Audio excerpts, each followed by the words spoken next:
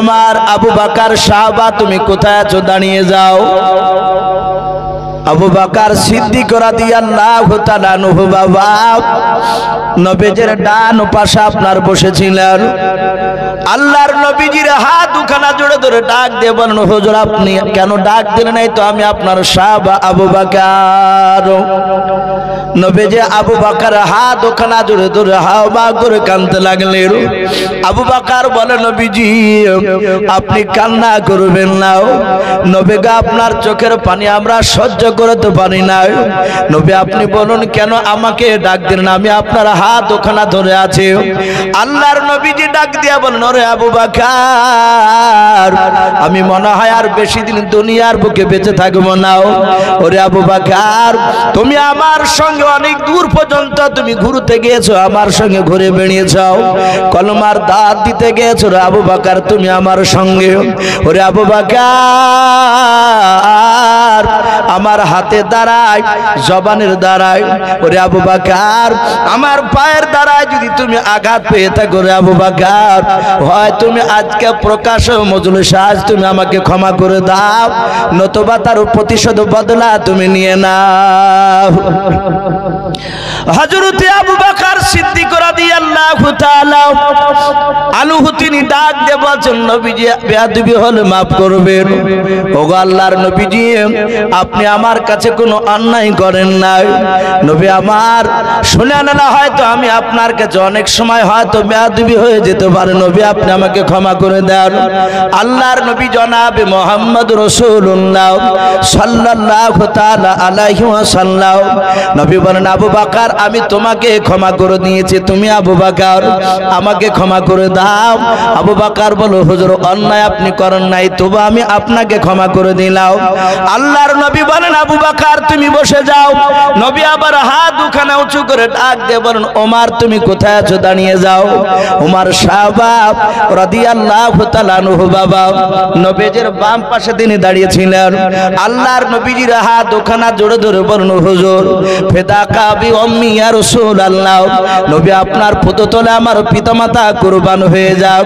ওগো নবী আপনার সাহাবা আমি উমর আপনার হাত দুখানা জুড়ে ধরেছি, হুজুর আপনি বলুন কি বলবেন আপনি বলেন। আল্লাহর নবী বলেন, উমর রে শুনে নাও, আমার হাতে দাঁড়ায় পায়ে দাঁড়ায় যদি জবানের দাঁড়ায়, উমর তুমি আঘাত যদি পেয়ে থাকো, ওরে উমর হয় তুমি আজকে আমাকে ক্ষমা করে দাও, নতুবা প্রকাশ মজলিসে তুমি আমার প্রতিশোধ তোমার নিয়ে নাও। হযরত উমর ফারুক রাদিয়াল্লাহু তাআলা আনহু নবীজির হাত দুখানা বাপজি ছেড়ে দিয়ে পা দুখানা জুড়ে ধরে কাঁদেন আর বলেন, হুজুর বেয়াদবি হলে maaf করবেন।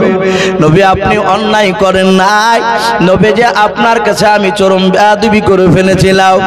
আল্লাহর নবীজি বলেন, ওমর তুমি কবে বেয়াদবি করেছিলে বলো। বলো হুজুর শুনে নেন, নবী গো আমি আপনার কাছে এত বড় বেয়াদবি করেছি, হুজুর কথাটা বলতে গিয়ে আমি চরম কষ্ট পাই। নবী সেই দিন আমি আপনাকে চিনতে পেরেছিলাম না। আল্লাহর নবী জনাবে মুহাম্মদ রাসূলুল্লাহ সাল্লাল্লাহু তাআলা আলাইহি ওয়াসাল্লামের সাহাবারা সবাই মিলে ওমরের বাপ যে কথা নবীর কথাগুলো শুনছিলেন। পেছন দিকে বাপ যে উরাইকা নামক একজন সাহাবা তিনি দাঁড়িয়ে ছিলেন। বিশ্ব নবীর কথা শোনার পর ওমরের কথা শোনার পর হযরতে উরাইকা আস্তে করে বললেন, হুজুর বেয়াদবি হলে maaf করবেন নবী গাও। আমার বাড়ি কিন্তু মক্কা নগর ছিল না, আমার বাড়ি ছিল শাম দেশে। নবী আবু জেহেলের সাথে বন্ধুত্ব করার পর আমি আপনার মক্কা নগরে বেড়াতে এসেছিলাম। আবু জেহেলের সাথে ঘুরতে গিয়ে নবীজি আপনার আখলাক চরিত্র দেখে আমি কলমা পড়ে মুসলমান হয়েছিলাম নবী গো, কিন্তু ওমরের ঈমান আনার ঘটনা আমি সচক্ষে দেখেছিলাম না। ওগো আল্লাহর নবী আপনি দয়া করে একটু ওমরকে বলতে বলুন, ওমর আপনার কাছে কিভাবে বেয়াদবি করেছিল একটু কথাটা খুলে বলতে বলুন, আমরা শুনবো। আল্লাহ রাসূল বললেন, ওমর এখানে অনেক সাহাবায়ে কেরাম সবাই বসা আছে, অনেকে তুমি ঈমান আনার পরে বহু সাহাবা ঈমান এনেছে, এখানে অনেক এমন সাহাবা আছে যারা তোমার ঈমান আনার ঘটনা তারা সচক্ষে দেখে নাই। তুমি কিভাবে ঈমান এনেছিলে তুমি একটু হাজার হাজার সাহাবার সামনে তুমি বর্ণনা করো, তুমি আলোচনা করো। ওমর বলছেন, হুজুর আমি বলবো বলে হ্যাঁ হযরত আমিরুল মুমিনিন উমর ইবনে খাত্তাব রাদিয়াল্লাহু তাআলা আনহু বিশ্ব নবীর বাপজি দরবারে দাঁড়িয়ে কথা বলছিলেন। আপনারা এটাও শুনেছেন আমার বিশ্ব নবীর সাহাবা উমরের গলার আওয়াজ আল্লাহ এত দিয়েছিলেন আওয়াজ দাও।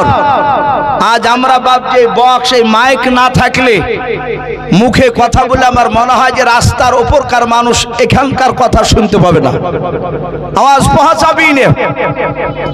অথচ ওমর মসজিদে নববীতে দাঁড়িয়ে ওমর চিৎকার করে আওয়াজ দিয়েছিলেন। আল্লাহ রসুলের সাহাবা ওমর তার নেতৃত্বে বাপজি একজন সাহাবা সারিয়া বলে নাও, সে যুদ্ধের ময়দানে গিয়েছিল। এক নয় দুই নয় বিশ্ব নবীর সাহাবারা বলে যে ওমর চিৎকার করে আওয়াজ দিলে 1400 কিলোমিটার দূরে বাপজি আওয়াজ পৌঁছে যেত। জোরে বলুন সুবহানাল্লাহ। এটা বানোয়াটি গল্প নয়। নবীর সাহাবা উমরের গলার এত আওয়াজ দিয়েছিলেন আল্লাহ, তার এই দুই বাহুতে বাপজি শক্তিও দিয়েছিলেন আল্লাহ। উমরের দুই বাহুতে বিশ্ব নবী বলে যে দুনিয়ার 50টা যুবকের শক্তি একদিকে যতটা হয়, 50টা যুবক মিলে যে একটা গাছ যদি বাপজি তুলে ফেলতে পারে,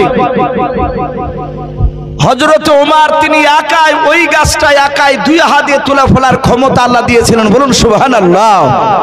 50টা যুবকের শক্তি ওমরের দুই হাতে আল্লাহ দিয়েছিলেন। এই জন্য ওমরকে বাপজি মক্কার লোকেরা ভয় পেত। হাদিসে এটাও এসেছে ওমর ঈমান আনার পূর্বে আমার বিশ্ব নবীজি বাপজি প্রকাশ্যে কলমার দাওয়াত দিতে বাপজি পারতেন না, গোপনে চুপি চুপি গিয়ে বাপজি কলমার দাওয়াত দিতে। হযরত ওমর রাসূলের সাহাবাদের উপর অত্যাচার করত, আঘাত করত। রাসূলকে বাপজি সে সময় নবীকে চিনত না। সে সময় বেঈমানেরা বাপজি আবু সেহেল এমন ভাবে মানুষের মাথাকে নষ্ট করে রেখেছিল, তারা বলতো মুহাম্মদ সাল্লাল্লাহু আলাইহি ওয়াসাল্লাম তার সাহাবাদের কথা শুনবা না, শুনলি তোমরা কানে আঙুল দিয়ে চলে যাবা, কানে আঙুল ভরবা, তুলা ভরবা, যেন মুহাম্মদ সাল্লাল্লাহু আলাইহি ওয়াসাল্লামের কথা যেন তোমাদের কানে না আসে। যদি কানে চলে আসে তাহলে তোমরা পাগলা হয়ে যাবা। এখন এক শ্রেণীর মানুষ আছে বাপ, আশা করি বুঝতে পারবেন, এক শ্রেণীর মানুষ আমাদের এলাকাতেও আছে। আমাদের মতো টুপিওয়ালা, দাড়িওয়ালা, পাঞ্জাবিওয়ালা, পাগড়ি বেঁধে বাপজি ডাইরেক্ট স্টেজে বলছে তবলিগের কথা শোনা হারাম, দেওবন্দীদের কথা শোনা হারাম, আহলে হাদিসের কথা শোনা হারাম, ওদের কথা শুনতে যাবে না, তবলিগ গেলে মসজিদে ঢুকতে দিবা না। আমার বিশ্ব রাসূলের জামানায় আবু সেহেলরা বাপজি তারা তার দলের লোককে বলতো খবরদার মুহাম্মদ সাল্লাল্লাহু আলাইহি ওয়াসাল্লামের দলবল তার কথা শুনলে কিংবা দেখলি তোমরা কানে আঙুল দিয়ে তোমরা চলে যাবা। আমরা অনেক জায়গায় দেখেছি বাপজি ওয়াজ করতে উঠলি মজলিস থেকে উঠে চলে যাও, যে ভাই চলে যাচ্ছেন কেন, বলে আপনার ওয়াজ শোনা যাবে না। মানে তার মাথাতে বাপজি এমন ভাবে বাপজি ঢুকে দিয়েছে, ওরাও জানে যে এদের কথাগুলো যদি শোনা যায় তাহলে আমাদের ভণ্ডামগুলো ধরা পড়ে যাবে। আমার বিশ্ব নবীর সাহাবার বাপজি কথাগুলো, নবীর কথাগুলো বাপজি আবু জেহেল জানতো যে এর কথা যদি একবার যদি 5 মিনিট শুনে সেই লোকটা নবীওয়ালার লোক না হয়ে আর থাকতে পারতো না। বলুন সুবহানাল্লাহ। তারা নবীর দিওয়ানা হয়ে যেত। আমার বিশ্ব রাসূলের বাপজি এমন ভাবে তারা বাপজি আখলাক চরিত্র নিজ চোখে দেখেছিলেন। সম্মানিত ভাইরা, আমার বাবা জীবনেরা, ওমর ডাক দিয়ে বলছেন, ওগো আমার সাথী ভাইরা, তোমরা তো অনেকে শোনো নাই, জানো নাই, আমার ইসলাম গ্রহণ কথা তোমরা দেখোনি, আমার তোমাদের চোখের সামনে অনেকের হয়তো পড়েনি, আবার অনেকে দেখেছো। হযরত বিশ্ব নবীর সাহাবা ওমর রাসূলের দরবারে দাঁড়িয়ে আলোচনা করছে। বেঈমান আবু সেহেল বাপজি দেখলো যে যত নবীকে বাপজি বাধা দিতে যাওয়া যায় তত বাপজি নবীর দ্বীনের দাওয়াত আরো বেশি ছড়াচ্ছে। বাপজি আমার সোনা লালেরা, পৃথিবীতে এক শ্রেণীর বাপজি মানুষরা তাদের চক্রান্ত চালাচ্ছে, তাদের মাথা এটাই ঘুরছে যে দুনিয়াতে মুসলমান কোরআনকে রাখা যাবে না, অথচ যত বিরোধিতা করছে সমীক্ষায় বলছে দিন দিন বাপজি ইসলামের দিকে লোক বাড়ছে। বলুন আলহামদুলিল্লাহ। গোটা পৃথিবীতে বাপজি অনেক বেঈমানেরা অনেকে রসুলকে গালি দিতে এসে নবীজির চরিত্র, রসুলের ইতিহাস, জীবনী পড়ে তারা বাপজি কলমালা হয়ে যাচ্ছে। আমার বিশ্ব নবীর সাহাবাদের নবীদেরকে বাপজি যত কষ্ট দিয়েছে, যত তাড়াতাড়ি বাপজি নবীর দিনকে প্রচার করতে দিব না বাইরে ভেবেছে, তত বাপজি আপনার ইসলাম তাড়াতাড়ি পৌঁছে গিয়েছে। এর আগে বাপজি দেখলে একটা মেয়ে বাপজি কর্ণাটকে আপনার মুস্কান বলে একটা বোন যুবতী কলেজে যাচ্ছিল, স্কুটি গাড়ি রেখে বুরখা পরে সে যাচ্ছিল, আর এক শ্রেণী উগ্রবাদী লোক তারা অন্য স্লোগান দিচ্ছিল তার সামনে, মেয়েটা নারে তাকবীর আল্লাহ আকবার বলে বাপজি কয়েকবার আওয়াজ দিয়েছিলেন। গোটা পৃথিবীর মুসলমানের ইমানকে জাগিয়ে দিয়েছিল। বলুন আলহামদুলিল্লাহ। এটা অনেকে দেখেছেন, আমরা দেখেছি ইউটিউবে, আমরা খবরে দেখেছি। বাপজি আমার সোনা লালেরা, আবু জেহেল চিন্তা করলো আস্তে আস্তে লোক ওর দিকে চলে যাচ্ছে, এ তো মুহাম্মদ সাল্লাল্লাহু আলাইহি ওয়াসাল্লামকে ধরে রুখতে পারা যাচ্ছে না তার দিনকে। বলে আর নাই, একে দুনিয়ার বুক থেকে নাস্তাবুদ করে দিতে হবে, তাকে শেষ করে দিতে হবে। তাই আবু জেহেল এক নাই দুই নাই প্রায় 12,000 উপরে বেঈমান সবাইকে বাপজি ডাকলো। সেখানে ওমরও বাপজি পেছনে বসা। ওমর তখন ঈমান আনেনি। আবু জেহেল সেই সবার প্রধান বক্তা ডাক দিয়ে বলল, কেউ কি আছো? বেটা আব্দুল্লাহর ছেলে মুহাম্মদ সাল্লাল্লাহু আলাইহি ওয়াসাল্লামের মাথাখানা কেটে নিয়ে আসতে পারবা? কারণ আমাদের বাপ দাদা ধর্মের বিরুদ্ধে কথা বলছে, সে নতুন দিনের দাওয়াত দিচ্ছে।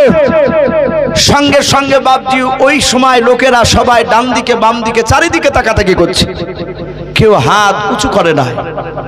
তারা জানতো রসুলকে মারা অত সহজ নয়। বলুন আলহামদুলিল্লাহ। নবীজিকে মারা অত সহজ নয়। আবু জেহেল বাপজি নিজ চোখে দেখেছিল। কিতাবে এসেছে দুটো এতিম বাচ্চা ছেলে, তাদের বাপ নাই মা নাই, তাদের সাহারা করা দেখার কেউ নেই। দুই ছেলের তার টাকা পয়সা যা ছিল বাপজি কাপড়ে বেঁধে পুটলার আকারে বেঁধে নিয়ে মাথায় করে নিয়ে রাস্তা দিয়ে চলে যাচ্ছে, যেদিকে চোখ যাবে সেদিকে যাবে ওরা। আবু জেহেলের লোকেরা দেখলো এদের তো বাপ নাই মাও নাই, বাচ্চা ছেলে এতিম, এদের পুটলাতে টাকা রয়েছে, সোনা আছে, এদেরকে যদি ছলবল কৌশলে আবু জেহেলের কাছে পৌঁছে দেওয়া যায় তাহলে টাকাটা কৌশল করে কেড়ে নেবে, আমরা পরে তার কাছ থেকে ভাগ পাবো। বাচ্চা ছেলে দুটো চলে যাচ্ছে। আবু জেহেলের লোকেরা বলছে, হে বাবা যাও কোথায়? বলে আমরা জানি না, আব্বা মা নাই, চোখ যেদিকে যাবে সেই দিকে যাব। বলে বাপ মা নেই বুঝি? বলে না। বলে যেও না, আমাদের মক্কা নগরে একটা খুব ভালো মানুষ আছে। বলে কে? বলে ওই দেখো বাড়িওয়ালা। ওই ওরা তার আবু জেহেল বলছে না, ওরা বলছে আবুল হিকাম, জ্ঞানীগুণী বুদ্ধিজীবীর বাপ। আবু জেহেলের ভালো নাম ছিল আমর ইবনে হিশাম। বেঈমান আবু জেহেলের দিকে দেখে দিল ওরা, ওই লোকটা খুব ভালো মক্কা নগরে। যারা খারাপ দেখবেন তার দলের নেতা যদি খারাপ হয় কখনো লোকের সামনে বলবে না যে আমাদের নেতা খারাপ, ভালোই কথাই বলবে। বলে আমাদেরকে ভালোবাসবে? বলে হ্যাঁ, বাবের মতো বাপের মতো ভালোবাসবে, চলো। আবু জেহেলকে চোখের ইশারা করে দিয়েছে এদের কেউ নেই, টাকাটা হাতিয়ে নিতে হবে। আবু জেহেল বলল, বাবা চিন্তা না, আমি তোমাদের আব্বা মার মতো ভালোবাসবো। ওই দেখ আমার স্ত্রী তোমাদের দুজনকে ছেলের মতো ভালোবাসবো, তোমরা মা মনে করে ডাকবা। আমি তোমাদেরকে ছেলের মতো ভালোবাসবো, আমাকে আব্বার মতো নজরে দেখবো, অসুবিধা নেই। বলে বাবা এই পুটলায় কি আছে? বলে টাকা। বলে বাবা এই টাকাটা দাও, আমার বাড়িতে খাবা, থাকবা, পড়বা, তার বিনিময়ে এই পুটলা থেকে 1 টাকাও লাগবে না। যেদিন মন চাইবে সেদিন আমার বাড়ি থেকে স্বেচ্ছায় যেদিন যাবা, সেদিন এই টাকার পুটলা আমানত স্বরূপ আবার তোমাদেরকে ফিরিয়ে দিব। এটা আমার কাছে আমানত স্বরূপ রাখো। ছেলে দুটো বললো, চাচা আপনার মতো মানুষ আর বক্কানো করে নেই। আবু জেহেল বললো, তা পাবা না দ্বিতীয়? ওরা তো জানে না যে কত বড় বেঈমান ওটা। বাচ্চা দুজন আবু জেহেলের বাড়ি থাকতে লাগলো। একদিন, দুদিন, 3 দিন পার হয়ে 4 দিনকার দিন সকালবেলা আবু জেহেলের স্ত্রী খেতে দিয়েছে, 2 ভাইকে 2 বাসরে খাবার খেতে দিয়েছে। বাচ্চা ছেলে দুটো বাবা একবার থেকে 2 বার লোকমা দিয়েছে, খেয়েছে। 3 নাম্বার লোকমা ধরে যখন তুলতে যাবে রে বাবা, আর ওই সময় আবু জেহেল ঘর থেকে তলোয়ার নিয়ে বেরিয়ে আসলো। ওই বাচ্চা দুটোর সামনে থেকে খাবারের বাসন কানা বাবা দুজনার কাছ থেকে কেড়ে নিয়ে আও। আবু জেহেল বলে এখনই ঘর থেকে বেরিয়ে যাও। বাচ্চা ছেলে দুটো বলেছিল, চাচা পুরা খাবার খেতে দিলেন না কেন, আপনি বাসন খানা কেড়ে নিয়ে নিন বললেন। আবু জেহেল বলো, কৈফত তোদেরকে দেওয়া লাগবে না, এখনো বেরিয়ে যা, না বেরিয়ে গেলে তলোয়ার দিয়ে জবাই করে দেব। বাচ্চা ছেলে দুটোর গলায় ধাক্কা দিয়ে আবু জেহেল বাবা বের করে দিলাও। বাচ্চা ছেলে দুটো বলে, চাচা এই রকম তো কথা ছিল না, আপনি শুনে না, টাকার পোটলাটা আপনি আমাকে ফেরত দিয়ে দাও। ডাক দিয়ে বলো, টাকার পোটলার কথা আর একবার জবান দিয়ে বের করলে তোকে এখনই শেষ করে দিব, 2 ভাই তোদেরকে। বাচ্চা দুজন কান্না করতে করতে চলে গেল। যা টাকার পোটলা ছিল সব আবু জেহেল কেড়ে নিয়েছে, দিল না রে বাবা। বাচ্চা ছেলে দুটো কাঁদতে কাঁদতে রাস্তা দিয়ে চলে যাচ্ছে। আবু জেহেলের লোকেরা যারা আবু জেহেলের বাড়িতে দিয়ে এসেছিল তারা দেখলো আমাদের কাজ হাসিল হয়ে গিয়েছে। আবু জেহেল ঠিকই উপযুক্ত বিচার করেছে। বাচ্চা ছেলে দুটো তাদেরকে বাপ যে চিনতে পারে নাই, তারা অজানার ভান করে বলেছিল, বাবা তোমরা কেন কান্না করতে করতে যাচ্ছ, কোথায় ছিলে তুমি বলাও। ওই বাচ্চা ছেলে দুটো বলেছিল, ওই আবু জেহেলের বাড়িতে আমরা ছিলাম। ওগো চাচা, আবু জেহেল আমাদের টাকার পোটলা কেড়ে নিয়ে দেয় নাই, টাকার পোটলাটা নিয়ে এসে দাও। আবু জেহেলের লোকেরা চিন্তা করলো না, তারা আওয়াজ দিয়ে বলল, বাবা ওই আবু জেহেলের কাছে টাকার পোটলা আমরা দাবি করতে পারবো না। বলে এনে দিতে পারবা না? বলে না। বলে শুনে না, এই মক্কা নগরের মধ্যে একটা মানুষই পারবে আবু জেহেলের কাছ থেকে তোমাদের টাকার পোটলা ফিরে নিয়ে আসতে। ডাক দিয়ে বলল, চাচা সেই ব্যক্তিকে বলে, ওই দেখো বাড়িখানা দেখতে পাচ্ছ? বলে হ্যাঁ, ওই বাড়িটা হচ্ছে আব্দুল্লাহর সন্তান জনাবে মোহাম্মদ রাসূলুল্লাহ সাল্লাল্লাহু তাআলা আলাইহি ওয়াসাল্লাম। ও বাপজি ভাইরাও, যারা ইমানদার, যারা নবী রাসূল হয়, তারা বাপজি আল্লাহকে ছাড়া পৃথিবীর কাউকে ভয় পায় না। ভাই কথা বলে, এদের বাপজি উদ্দেশ্য ছিল নবীর দরবারে গিয়ে টাকার পুটলার কথা বলে নবীজি আর ঘরে থাকতে পারবে না, আবু জেহেলের বাড়িতে যাবে। আর আবু জেহেলের দুশমন মুহাম্মদ সাল্লাল্লাহু, কারণ আবু জেহেল সব সময় বলে নবীকে মার, নবীর কথা শুনতে যাবি না।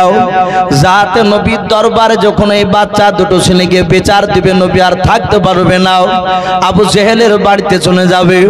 আর আবু জেহেলের বাড়িতে গেলে আবু জেহেল দরজা বন্ধ করে দিয়ে তার ভাতিজাও মুহাম্মদ সাল্লাল্লাহু আলাইহি ওয়াসাল্লামকে মারবে, আমরা আড়াল থেকে আমরা আনন্দ করব, হাততালি মারব। এটাই ছিল বাপজি বেঈমান আবু জেহেলের দলের বাপজি আশা। বাচ্চা ছেলে দুটোকে ইশারা করে দেখে দিলাও, আখিরি জামানার পয়গম্বর জনাবে মুহাম্মদ রাসূলুল্লাহ সাল্লাল্লাহু তাআলা আলাইহি ওয়াসাল্লাম দরুদ নবীর কাছে গিয়ে বাচ্চা ছেলে দুটো নবীর নাম ধরে ডাকলেন। তারা তো জানা নাই না আখিরি জামানার রাসূল বাবা আল্লাহর নবীজি বেরিয়ে আসলেন। বাচ্চা ছেলে দুটোর মুখ থেকে বাপ যে কথা শুনলেন, দরুদ নবী ডাক দিয়ে বলেন, বাবা তোমাদের টাকার পুটলা আবু জেহেল নিয়েছে, এটা তোমরা বলো? বলে হ্যাঁ। বলে বাবা রে, আমি যেদিন গিয়ে বলি আবু জেহেলের সামনে তোমাদেরকে মনতে যদি বলে যে আবু জেহেল টাকার পুটলা নিয়েছে, এটাকে দাবি করতে পারবা? বলা একটু জিকির করে না, আস্তে করে, লা ইলাহা ইল্লাল্লাহ, লা ইলাহা ইলাহা ইল্লাল্লাহু মুহাম্মাদুর রাসূলুল্লাহ সাল্লাল্লাহু তাআলা আলাইহি ওয়াসাল্লাম। নবী বলেন, এই বাবা তুমি কি আবু জেহেলের কাছে দাবি করতে পারবা যে আমার টাকার পুটলা আবু জেহেল নিয়েছে? বাচ্চা দুটো কাঁদতে কাঁদতে বলল, অবশ্যই পারবো।